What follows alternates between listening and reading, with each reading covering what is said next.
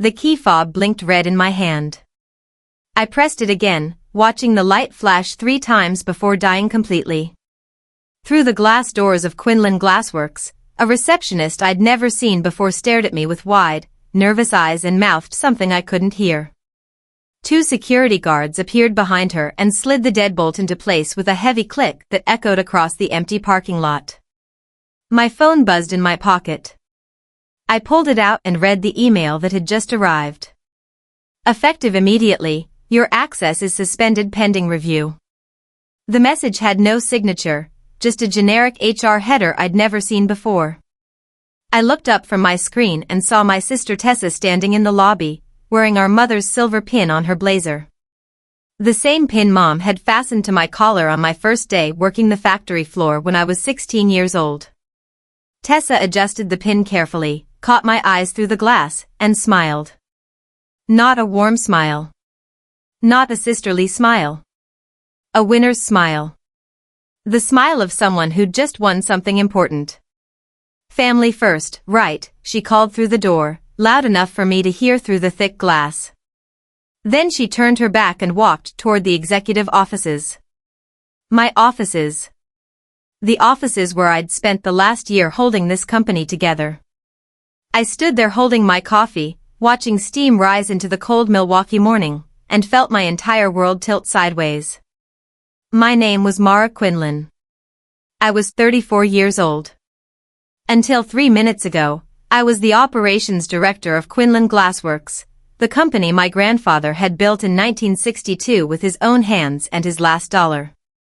I grew up doing homework on pallets of tempered glass, learning profit margins before I learned basic algebra. My sister and I used to race forklifts in the warehouse after hours while Dad pretended not to notice from his office window. I pulled out my phone and texted Luis, our floor foreman who'd been with us for 15 years. I'm locked out. What's happening in there? 3 dots appeared immediately, then disappeared. Then appeared again. Then disappeared again. Finally, nothing. Just silence. The receptionist was still watching me through the glass, her hand pressed against the door like she wanted to help but couldn't. Behind her, the morning shift was starting to arrive. I could see workers clocking in at the time station, confused looks on their faces as they glanced toward the lobby where I stood outside. My hands weren't shaking.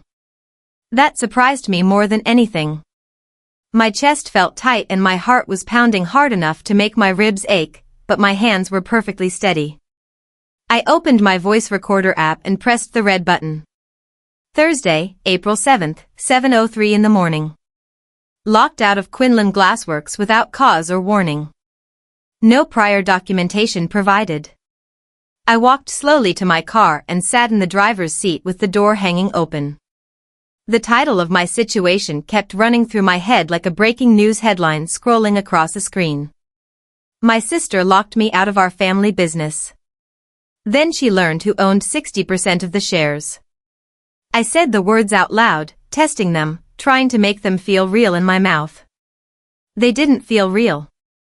They felt like someone else's story. A delivery truck pulled into the loading bay entrance on the south side of the building. The driver was someone I'd worked with for 3 years, someone I knew had 2 kids and a mortgage.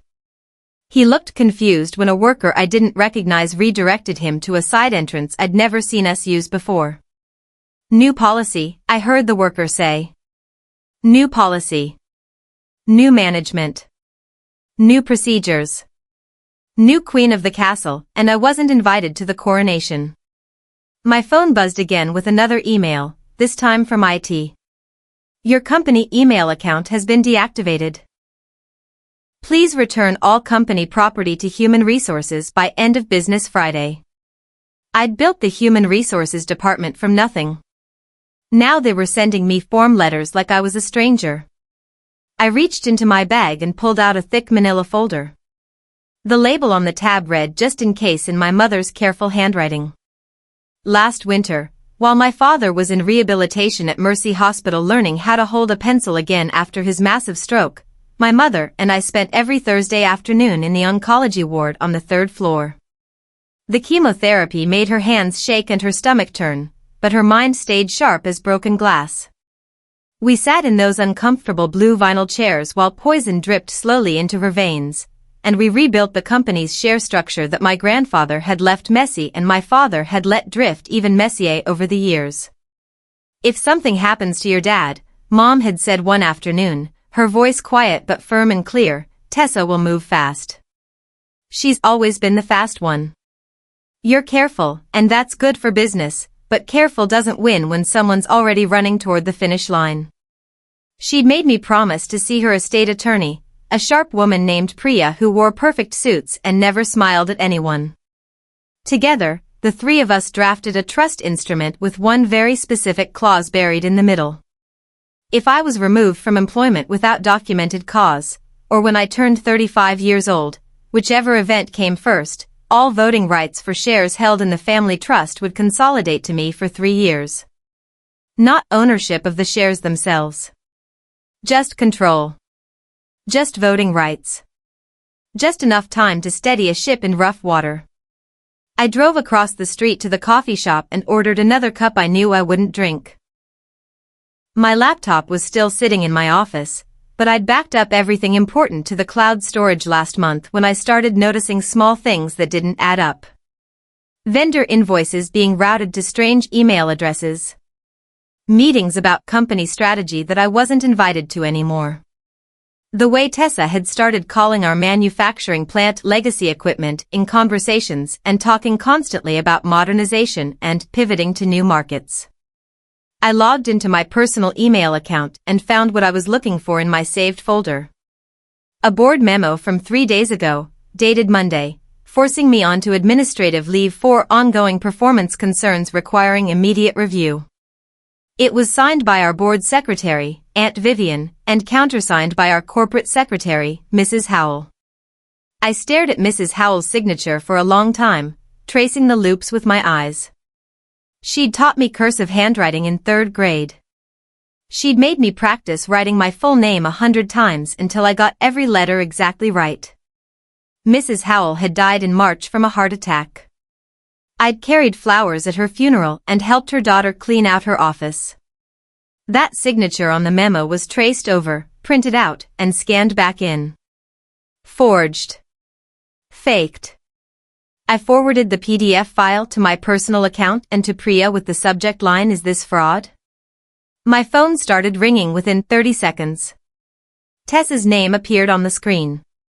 I watched it buzz on the coffee shop table until it finally went to voicemail. A text message appeared immediately after the ringing stopped. "This is temporary. Don't make it messy for everyone." Another text followed right behind it, this time with a photo attachment. Tessa was sitting in my desk chair with her legs crossed, wearing heels I knew cost more than our factory workers made in a full week. She was smiling at the camera like she'd just won the lottery. I saved the photo to a folder on my phone that I'd labeled receipts and added a timestamp note. Then I scrolled through my contacts and called Mr. Halvorson, our old certified public accountant who'd retired 2 years ago after 40 years with the company. He picked up on the first ring, like he'd been waiting. "Mara," he said, and I could hear him sighing heavily through the phone. "I figured this day might come sooner or later." "You knew something was coming?" I asked. "Your mother asked me to witness something last year. A trust revision. She said when the time came, you'd know exactly what to do with it." His voice was gentle but serious. "Has the time come?" "She locked me out this morning. Security guards and everything. Without cause documented? The memo says performance concerns, but I've never gotten a written warning in my life. Never been formally disciplined. Never missed a single deadline." At exactly 10 o'clock that morning, I received a forwarded email from Tomas, one of our primary glass suppliers who'd worked with us for over a decade. The subject line said "Important. New payment terms effective immediately," and the sender was listed as Tessanova Brands LLC. I'd never heard of that company in my entire life. The email informed all vendors that future invoices should be routed through Tessanova instead of Quinlan Glassworks for improved efficiency and streamlined processing, with payment terms extended from our usual 30 days to 90 days. 90 days would absolutely kill our smaller suppliers. They couldn't float their costs that long without destroying their own cash flow. I called Tomas immediately. "What is this company? I've never heard of it." "I don't know," he said carefully. "But I got a second email an hour ago with your signature on it, approving the change and authorizing the new payment structure. Except the signature looked wrong to me. The loops were different from your usual style. My signature. Forged again. Can you hold your next scheduled shipment for 72 hours while I figure this out?" "I can try," he said. "But after that, I've got other customers waiting." "I understand. Thank you." I hung up and stared at my phone screen. She wasn't just pushing me out of the company. She was systematically dismantling everything I'd built, replacing our established systems with something completely new. Something I didn't recognize. Something I had no control over. A second email appeared in my inbox minutes later, this time from a different vendor. Same exact story. Same forged signature. I drove past the loading bay entrance during my lunch hour.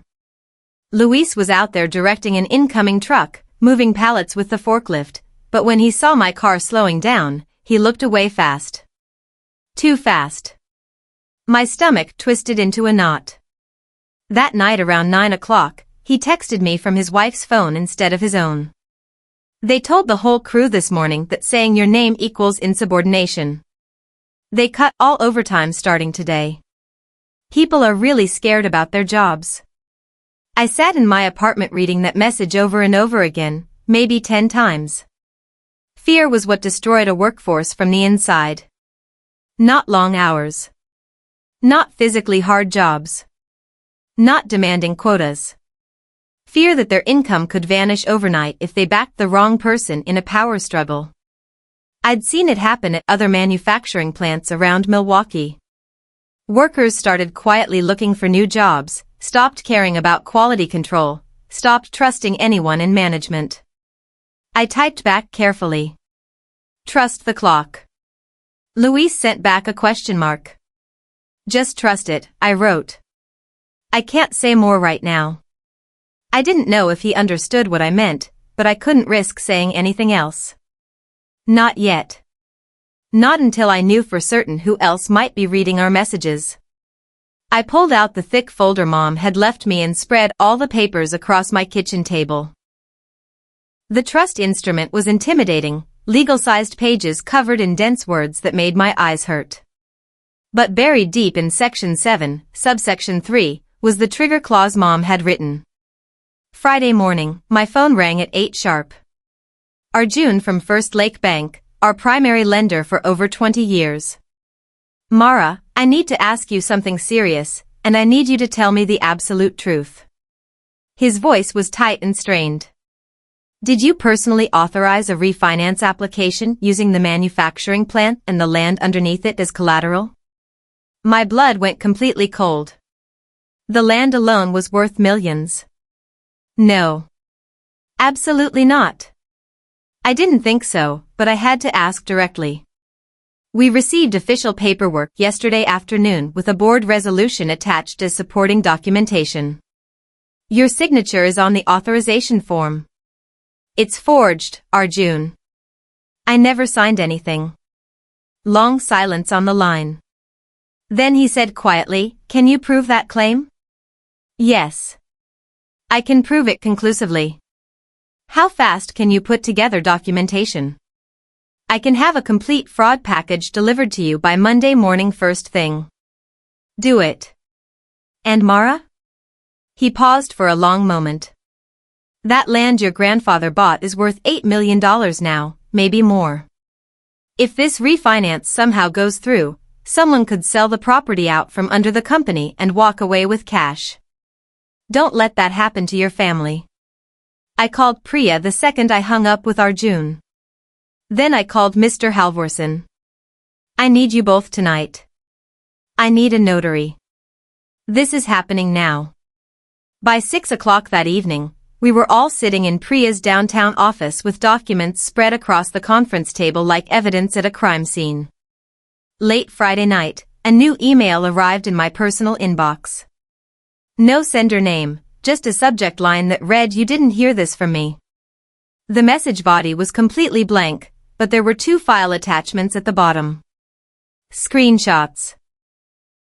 The first one showed an email sent from Tessa to Kiana in our Human Resources Department. Process immediate separation paperwork for Mara Quinlan.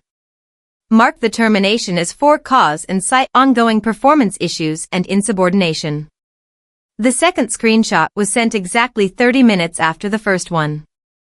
Actually, change that documentation to without cause instead. Our legal counsel says for cause termination requires prior written documentation we don't currently have. Less litigation risk this way if we keep it clean.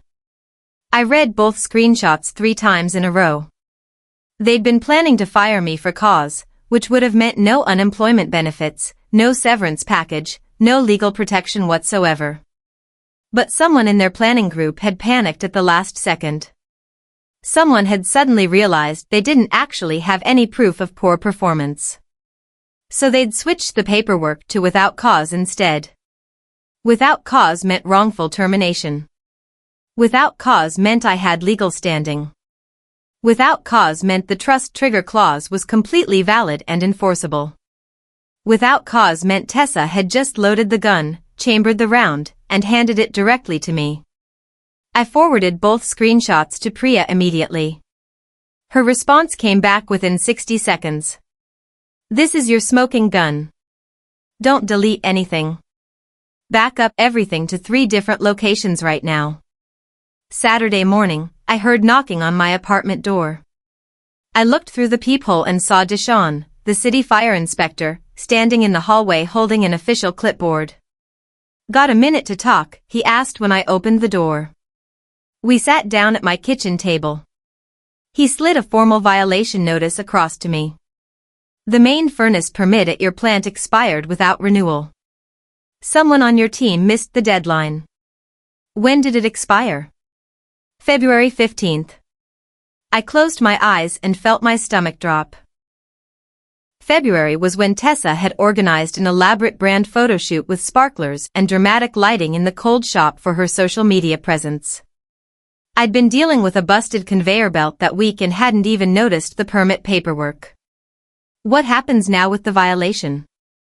Normally? Heavy fines. Possible shutdown order until everything's renewed and re-inspected. But I pulled your personal maintenance logs from our system. Everything's properly documented, kept up to current code, inspected on schedule." He tapped his clipboard. "If ownership or control changes hands this week, I can fast-track the renewal through my office. Otherwise, you're looking at our standard 6-week backlog minimum." He didn't ask me how ownership would change. I didn't volunteer to tell him. But when he stood up to leave, he shook my hand firmly and said, "Your grandfather taught my dad the glass trade 50 years ago. Good people don't always win in business, but when they do win, it matters to the whole community." I watched him walk down the hallway and disappear into the stairwell. Monday morning, I went to the post office and mailed certified letters with return receipt requested to every single shareholder on record. Aunt Vivian. Uncle Ronan. My dad's old fishing buddy Leo, who owned exactly 2%. The family trust itself as a separate entity. The subject line on every letter read Official Notice of Special Shareholders Meeting and cited Section 7, Subsection 3 of the company bylaws. Emergency consolidation of voting rights due to improper termination. I attached copies of the forged memo. The fraudulent refinance term sheet. The vendor emails with my fake signature. Screenshots of text messages where Tessa had called our experienced crew redundant expenses we can't afford anymore. I set the official meeting date for 11 days out. Just long enough for Tessa to think she'd completely won. Just long enough for her to get overconfident and make another crucial mistake. Priya carefully reviewed all the notices before I sent them. You're absolutely sure about taking this step? No, I admitted honestly. But I'm sure about what happens if I don't take it. She nodded once. Then do it exactly right. Official minutes, independent witnesses, court reporter, audio recording. Make it completely clean and unbreakable. I dropped all the letters at the post office and sent courier duplicates to every address just to be absolutely safe. By noon, my phone was ringing constantly. Aunt Vivian first, then Uncle Ronan, then Leo. I let every single call go to voicemail. I wasn't ready to talk yet. I needed to think. Monday night, I drove to the plant and parked 3 full blocks away where my car wouldn't be visible. The loading bay lights were off for the night, but the executive office windows glowed yellow against the dark sky. I walked carefully across the empty lot and stood beneath the window of my old office on the 2nd floor. Inside, Tessa was actively talking to a professional camera crew. She was wearing Mom's silver pin again, gesturing dramatically with her hands the way she always did when she was performing for an audience. I pulled out my phone and started recording video through the window. We'll announce the full restructure after the bank funding comes through, Tessa was saying clearly. My sister's always been too emotional for business. She'll settle for something small if we frame the offer right. She's always been incredibly easy to manage and control. The words hit me like ice water being poured down my back. Easy to manage. Easy to control. I'd spent my entire adult life being the steady one, the reasonable one, the one who didn't make waves or cause drama. And she'd seen all of it as weakness. She'd seen my stability as something to exploit. I saved the video file to my cloud backup, then copied it to a USB drive in my pocket, then transferred it to an external hard drive I kept locked in my car. 3 copies, 3 separate locations. Then I drove home and lay awake in bed not sleeping. Tuesday afternoon, Priya and I met at her downtown office. She spread the trust instrument across her large conference table. 2 separate triggers, she said, pointing to the specific clause Mom had personally written. Your 35th birthday next spring, or removal from employment without documented cause before that date. Whichever event occurs first. You have the termination memo? I nodded and slid the forged document across the table to her. And you can conclusively prove there was absolutely no cause for termination? I have annual performance reviews going back 6 full years. Every single one says exceeds expectations or outstanding performance. I have emails from major clients specifically praising my work. I have vendor contracts I personally negotiated that saved the company over $500,000. I have the maintenance logs that kept us operating through the furnace failure in January when everyone thought we'd have to shut down. Priya smiled. It was the very first time I'd ever seen her smile in 3 years. Then you don't yell, she said firmly. You don't scream. You don't get emotional. You notice. You document. You minute. You vote. You let the documents do all the work for you. I looked at the trust instrument and saw my mother's handwriting in the margins, little notes about crew protection and payroll stability. She knew this was going to happen. She strongly suspected, Priya corrected gently. And she loved you both. But she loved the company more. She loved the people who depended on it for their families. Wednesday night, Luis showed up at my apartment without any warning. He stood in the doorway with his baseball cap pulled down low, hands visibly shaking. He placed a small spiral notebook on my kitchen counter without saying a word at first. If she fires me for doing this, I'll find other work somewhere. But someone needs to know what's really happening. I opened the notebook carefully. Every single page was dated. Hours worked by each crew member. Overtime that had been denied. Training sessions Luis had personally run on his own time when Tessa had cut the entire training budget for optics. Names of workers who'd stayed late when the furnace broke down, who'd worked weekends to meet crucial deadlines, who'd trained new hires without any extra pay. The whole crew is scared, Louise said quietly. But they're good people who work hard. They deserve better than what's coming if she stays in charge. I looked at the notebook, at Louise's careful handwriting, at the names of people I'd worked beside for years. People who had families. Thank you for trusting me. He nodded and left without another word. I sat at my counter and read every single page. Then I added the notebook to my evidence folder and felt something fundamental shift inside me. This wasn't just about me anymore. This was about 100 people who depended on us. Thursday morning, I drove to Aunt Vivian's house carrying a box of pastries from the German bakery she'd loved for 40 years. She opened the door, saw my face, and immediately said, "Come in right now." We sat at her kitchen table. I showed her the forged memo with her typed signature at the bottom of the page. She went completely white. Her hands started trembling.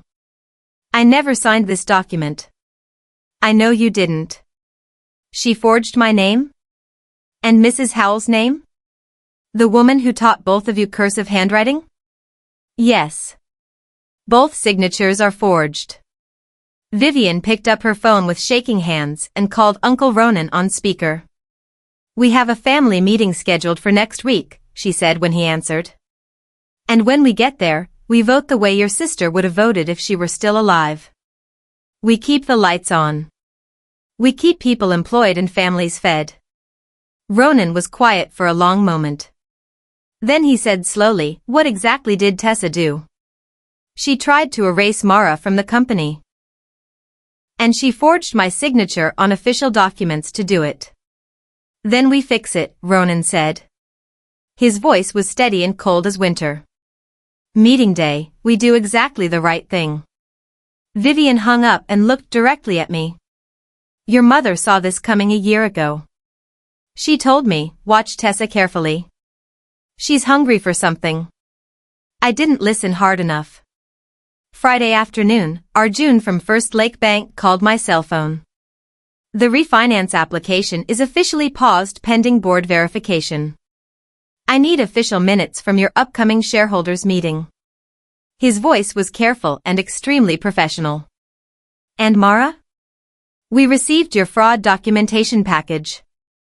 Everything's been forwarded to our legal team and our regulatory compliance department. Thank you for taking it seriously. Between you and me?" His voice dropped lower.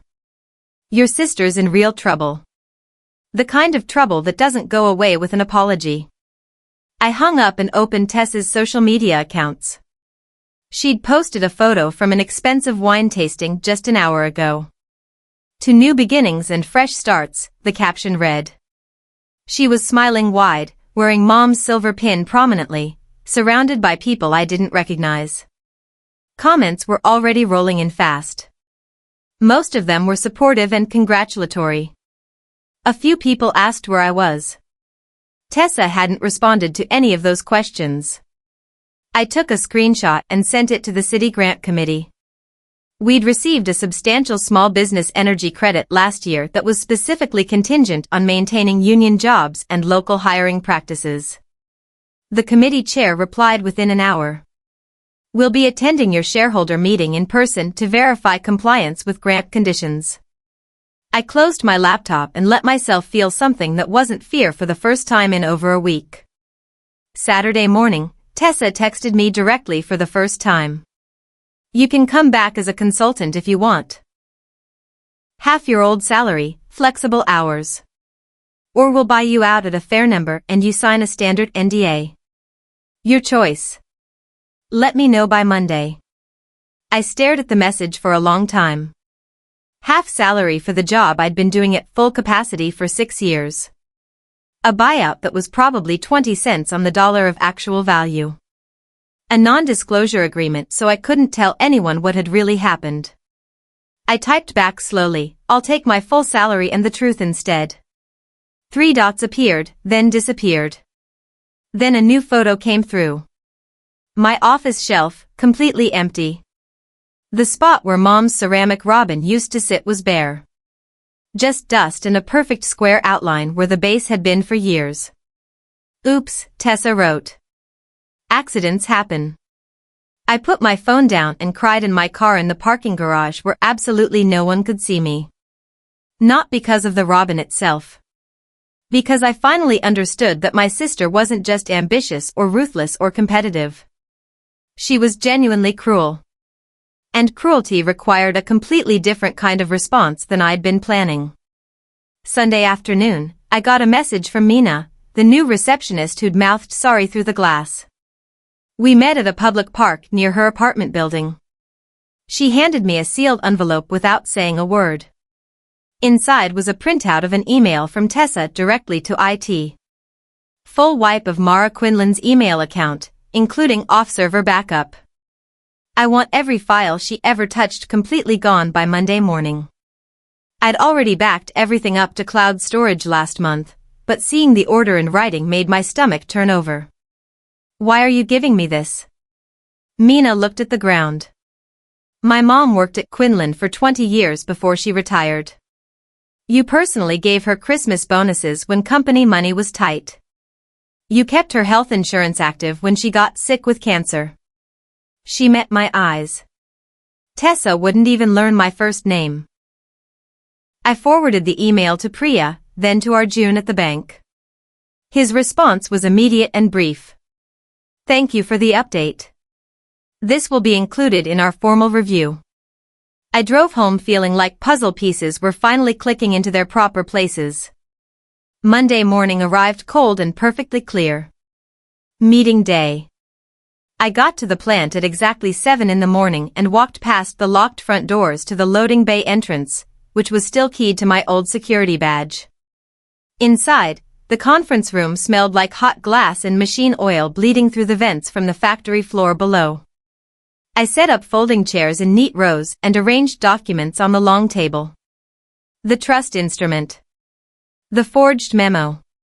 Vendor letters. HR screenshots. Luis's notebook with all the crew documentation. Priya arrived at 7:30 with a professional court reporter and a licensed notary. You ready? No, I said honestly. But I'm doing it anyway. At exactly 8 o'clock, Tessa walked in confidently with a lawyer in expensive shoes, a PR consultant carrying folders, and a camera operator with professional equipment. She tried to hand out glossy presentation folders to everyone. I placed the company bylaws on the table and said clearly, we'll proceed according to proper procedure. Tessa's confident smile faltered. Just slightly. Just enough for me to notice. I called the meeting to official order. Aunt Vivian was present in person. Uncle Ronan was present via phone speaker. Leo attended in person, quiet and watchful. The court reporter recorded every single word. I entered the minutes from the last quarterly meeting, then moved to new business on the agenda. On Thursday, April 7th, I was removed from employment as operations director. The stated reason was administrative leave pending review. No cause was documented in my personnel file. No prior warnings were issued. The memo authorizing my removal was signed by our board secretary, Vivian Quinlan, and countersigned by our corporate secretary, Mrs. Howell. I slid the memo across the table slowly. Mrs. Howell passed away in March from a heart attack. This signature is forged. Aunt Vivian nodded firmly. I never signed this memo. I never authorized Mara's removal. Tessa's lawyer leaned forward quickly. This is highly irregular. If there are concerns about documentation, we can address them through proper channels after. We're addressing them now, Priya interrupted smoothly. Under Section 7, Subsection 3 of the company bylaws, removal of a director without cause triggers an emergency review of voting control. She read the clause aloud, slowly and clearly. Priya placed the trust instrument on the table. This legal document was executed last year by Victoria Quinlan, with proper witnesses and notarization. It establishes that upon removal of Mara Quinlan from employment without documented cause, or upon her 35th birthday, whichever occurs first, all voting rights of shares held in the Quinlan Family Trust consolidate to Mara Quinlan for a 3-year stabilization period. Tessa stood up fast. That's not legal. You can't just change voting rights because... The trust was amended with full board approval, Priya continued calmly. Mr. Halvorsen witnessed it. So did Mrs. Howell before her death. The document is valid and enforceable under state law. I looked directly at Tessa. Her face had gone pale. What? Mom changed it last year, I said quietly. While you were doing brand photo shoots and podcast interviews. While I was keeping the furnace running and making payroll every week. She changed it because she knew what you were planning. The room went completely silent except for the sound of the court reporter's fingers moving across her keyboard. I placed a formal motion on the table. I moved to vacate the appointment of Tessa Quinlan as interim CEO, effective immediately, on grounds of attempted fraudulent refinance using forged corporate documents, diversion of vendor payments to an unauthorized entity, and retaliatory termination of a director without cause. Aunt Vivian said firmly, I second the motion. Tessa's lawyer started talking fast about procedures and appeals and proper channels. Priya ignored him completely. All in favor? The trust votes yes, I said. Yes, said Aunt Vivian. Yes, said Uncle Ronan through the phone speaker. Yes, said Leo. I turned to the court reporter. Please read back the vote tally for the official record. She did. 4 votes in favor. 1 opposed. The motion carried. Tessa stood frozen at the end of the table. You planned this, she whispered. You've been planning this the whole time. No, I said. Mom planned it. I just paid attention and followed through. Arjun from First Lake Bank stood up from the back of the room. I hadn't even noticed him arrive. On behalf of First Lake Bank, I'm formally notifying all parties that the refinance application submitted last week has been withdrawn. We're filing a fraud alert with state regulators regarding the forged board resolution. The City Grant Committee chair stood next. Our energy credit remains in place, contingent on Quinlan Glassworks maintaining union jobs and local hiring practices. We understand Ms. Mara Quinlan will be resuming operational leadership? I nodded. Effective immediately, I'm restoring the overtime policy that was cut last month. I'm authorizing back pay for any wages that were reduced during the transition period. And I'm implementing profit sharing for all floor workers starting next quarter. Luis, who'd been standing quietly in the doorway, smiled. Tessa demanded, what about my severance package? Priya slid a document across the table. You can sign this repayment agreement for funds improperly transferred to Tessa Nova Brands, or we proceed with a criminal referral for fraud and forgery. Your choice. Tessa's hand shook as she picked up the pen. After everyone left, the plant was quiet except for the low hum of the annealing lair where glass cooled slowly overnight. I walked through the empty conference room and down the hallway to my office. The door was still open. Inside, I found Mom's silver pin in the bottom drawer of my desk where Tessa had carelessly thrown it. I picked it up carefully, feeling the weight of it in my palm, and fastened it to my collar the way Mom used to fasten it to hers every single morning. I stood in the lobby as sunrise began coming through the massive glass panels we'd manufactured and installed just last month. The kind of industrial-grade glass that kept harsh winter cold out of houses and kept babies warm in their nurseries. The kind of work that actually mattered to real people's lives. I pulled out my phone and texted Luis. Tell the entire crew that everyone who stayed through this, stays permanently.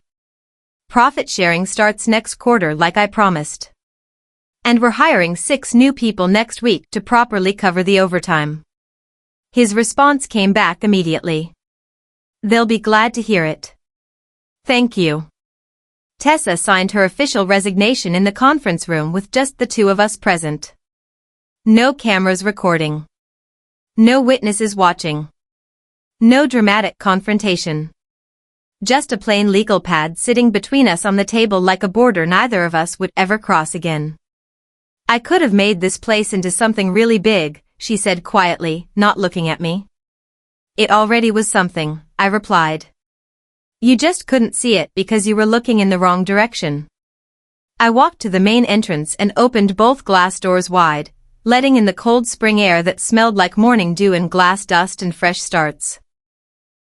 The building my grandfather had built with his own hands was still standing solid.